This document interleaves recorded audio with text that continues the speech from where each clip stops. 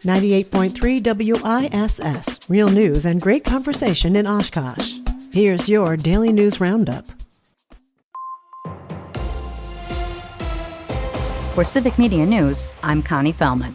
A new report is suggesting use of force by Madison police led to a man's death in 2024. The department's interim independent police monitor released findings from the encounter this week after the man's mother had filed a complaint. The report found 32-year-old Richard Johnson's death was caused by, quote, restraint, cardiac arrest, and not an overdose of drugs as reported by the medical examiner. The report noted details being left out of the police report by officers who were involved with the in-custody death.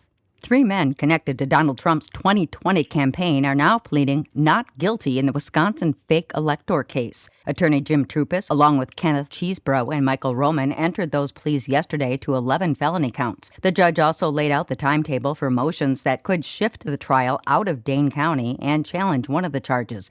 Fewer students but more staff could mean higher costs for Wisconsin schools and possibly more local referendums. A Wisconsin State Journal report shows statewide student enrollment is down more than 9%, while overall staffing is up about 7%. Much of that growth is in support roles like aides and paraprofessionals. That's said to be driven by rising mental health needs, more students with disabilities, and more English learners. Analysts say the trend could put pressure on school budgets as enrollment keeps falling. More support is on the way for Wisconsin's meat processors with new state grants aimed at helping local businesses grow and modernize. The Department of Agriculture says 18 processors will share $700,000 through the Meat Processor Infrastructure Grant Program. The funding will help companies upgrade equipment, expand facilities, and increase production. State leaders say the goal is to strengthen the food supply chain and support farmers across Wisconsin. 3 men connected to Donald Trump's 2020 campaign are now pleading not guilty in the Wisconsin fake elector case. Attorney Jim Trupis, along with Kenneth Cheesebro and Michael Roman, entered those pleas yesterday to 11 felony counts. The judge also laid out the timetable for motions that could shift the trial out of Dane County and challenge one of the charges. Trupis says the county's politics and heavy publicity make a fair trial unlikely, while prosecutors have not agreed with that view.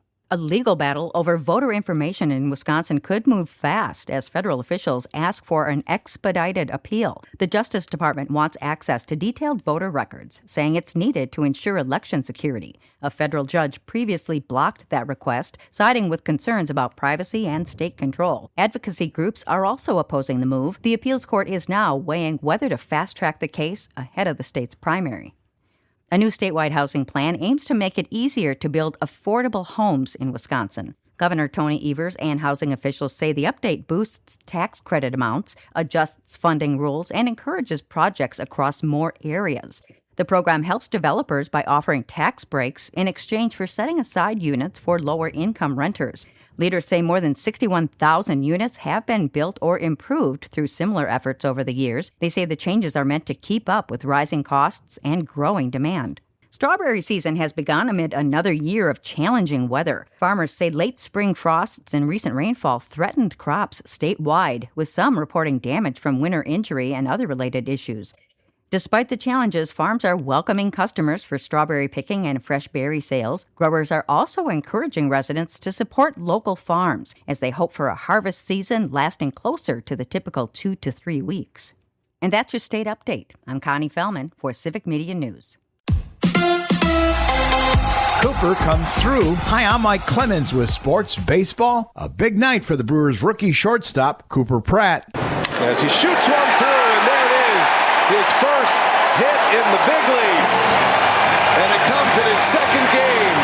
And the fans here at American Family Field stand and cheer. The Brewers with a 9-4 win over the Guardians. The 21-year-old Pratt, with 2 hits, 1 RBI, 1 stolen base, and 1 run scored, was asked what will he do with the game ball. Yeah, I'll probably throw it away. No.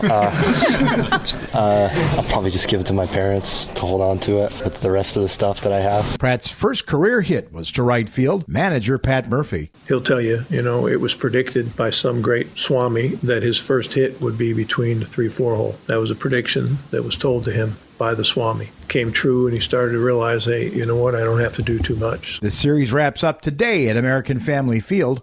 With sports, I'm Mike Clemens. Hi, meteorologist Brandon Bormans. A mix of sun and clouds today with a spotty shower or thunderstorm perhaps popping up later in the afternoon. Highs in the lower 70s. For tonight, mostly clear with a low near 53. On Friday, a nice day, sunny skies, highs low to mid 70s. That's your daily news roundup for 98.3 WISS in Oshkosh. Find more news anytime at WISS.FM. Subscribe to this podcast on Spotify, Apple, or wherever you find your podcasts.